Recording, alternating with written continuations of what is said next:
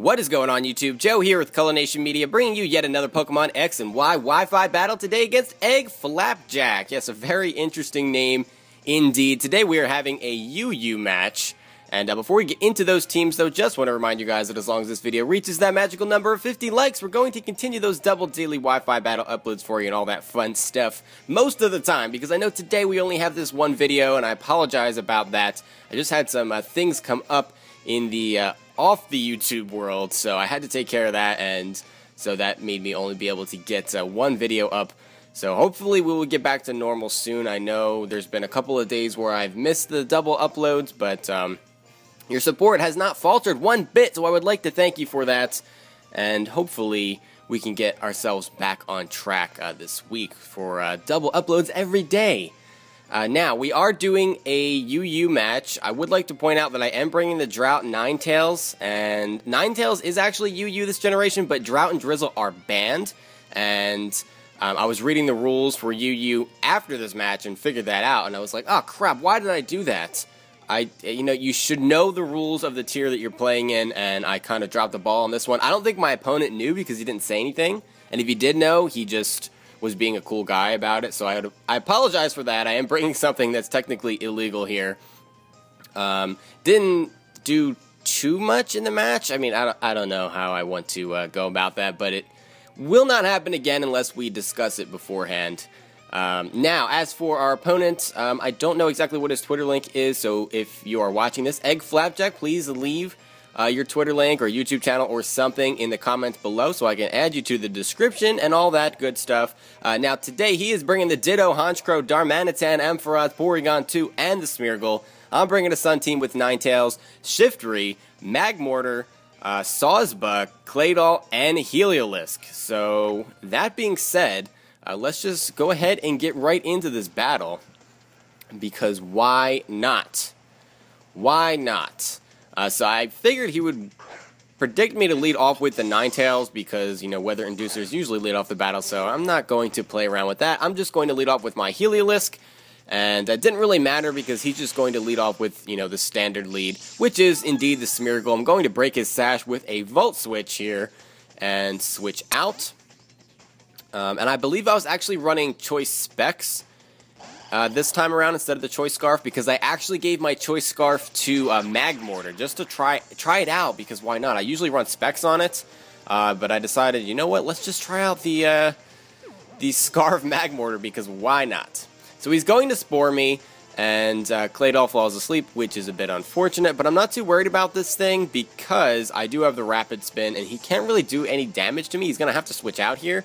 And I was really hoping he was just going to try to lay, you know, more hazards down, but he does not do that. He just switches right away into that Porygon 2. He's going to get the attack boost from the download as I stay asleep, which is unfortunate. I mean, that would have been a first turn wake, so I guess it's not that bad. But this Porygon does have the Ice Beam, so that means that I need to wake up soon.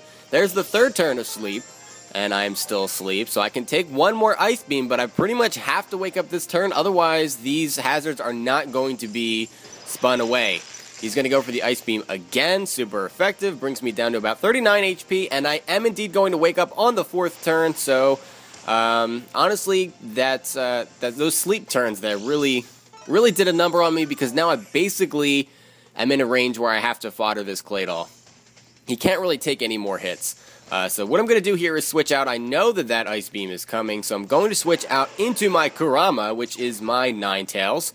Get that Sunlight up. It is holding the Heat Rock, so it's going to be on the field for 8 turns. And I know I can take this Ice Beam very nicely. And I am specially defensive, so I've got max HP, max special defense, calm nature, all that good stuff. Going to go for the Toxic here. And I'm actually running dual status on this thing. It's got Flamethrower, Toxic, and Will-O-Wisp, and Roar. So kind of an interesting set, but it actually works very nicely because there's a lot of, well, not a lot of, but there are some bulkier fire types where it's really going to help to Toxic them instead of going for the Will-O-Wisp, because you can't burn fire types. Anyway, I'm going to switch back into the Claydol here, and he's going to go for the Tri-Attack, and I really thought that was going to take me out, but I actually live with 3 HP, so that is cool, I guess, but I'm pretty sure this thing still outspeeds me, I mean, of course, I don't have any speed investment. It's a clay doll. So he is going to just go for that tri-attack and kill me, and that's a bit unfortunate because it burns an extra turn of sunlight, and I was really just trying to fodder this thing. It just will not die. Clay doll is so bulky. So bulky. But the one thing that I do get going for me is that he gets extra toxic damage, so that is great. Really don't have any other choice. I have to get rid of this Porygon, so I bring in the Shiftry, go for that knockoff, get rid of his Eviolite, and now with the toxic and his Eviolite gone, this thing is as good as dead pretty much. He can recover if he wants, but he's going to be kind of an easy kill, and the toxic is not quite going to knock him out here. So he has the option to save it if he wants, but he pretty much sees it as a lost cause here, and I do not blame him with the Eviolite gone and being toxic, as I said. Really not that worth it to save. So, with that being said, he's going to bring in his Smeargle next, and I think he thought that he might outspeed, not thinking of the Chlorophyll, or I don't know what he was doing there, but he just gets rid of his Smeargle, so that means no hazards, which is great for me. In comes the Honchkrow, and I was really worried about that Sucker Punch.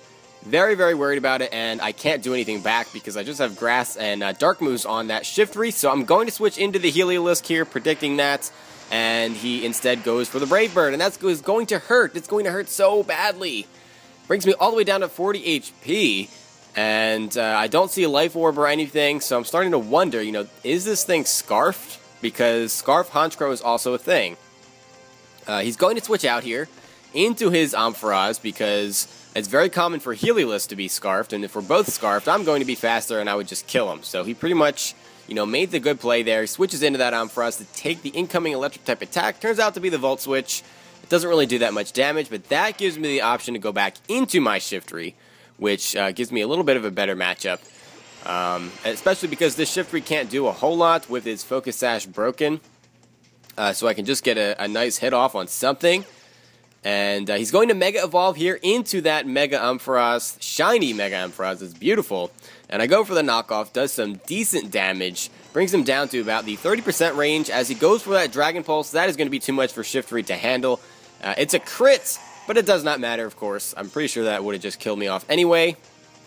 So now I'm going to go back into Kurama and get that drought off, get that sunlight back up, because I pretty much need it for my team to work. I'm going to go for the Will-O-Wisp here. I was actually predicting him to switch out, but it turns out that he's not going to do that. So he's just going to go for the Thunderbolt. I know I can take that because I am specially defensive. And from that range with the burn damage, I do not think I can take him out with a Flamethrower. I want to preserve this thing for one more round of Sun. So I'm going to switch out into the Heliolisk, predicting another Thunderbolt. And it turns out that he just goes for the Dragon Pulse, which was the better play. I don't have anything that can absorb it.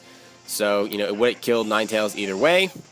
There's no reason for him not to go for it. And that is going to be too much for Heliolisk to handle. And in fact, from that HP, a Thunderbolt still may have killed, just because Heliolisk is pretty frail. But that gives me a free switch into my Sawsbuck. And I'm about to wreck some faces with this thing. Come in, just go for that double edge. I'm boosted by Chlorophyll. I've got the Lumberry, so if he wants to try to burn me or anything, any kind of status, paralysis, anything, I'm just going to break through that. And most things cannot live two double edges from this thing. It turns out that the Honchkrow was indeed Scarfed, but I still outspeed it thanks to doubling my speed from Chlorophyll, so another double edge just absolutely destroys Honchkrow. Sawsbuck in the sun is nothing to laugh at, nothing to scoff at, my friends. It is incredibly powerful. In comes the Ditto, and I know he's going to be Scarfed, and there's not really anything I can do about it. I have nothing to switch into the incoming Jump Kick, which is what he's going to go for. That is a super effective hit, and it didn't really matter what he went for there. As long as he didn't go for the Horn Leech, he was going to kill me with something. And now I have the chance to go into Magmortar.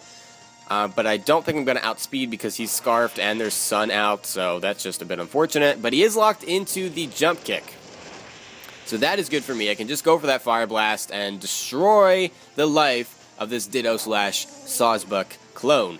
Now with that gone, he still has his Darmanitan, and in the sun, I have nothing to stop this thing. I went for the Fire Blast, and that was going to do so much damage, but there was really...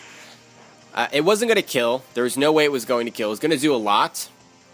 And, you know, with the recoil from Flare Blitz and everything, he was going to be close to dead, but I don't think he would have actually died.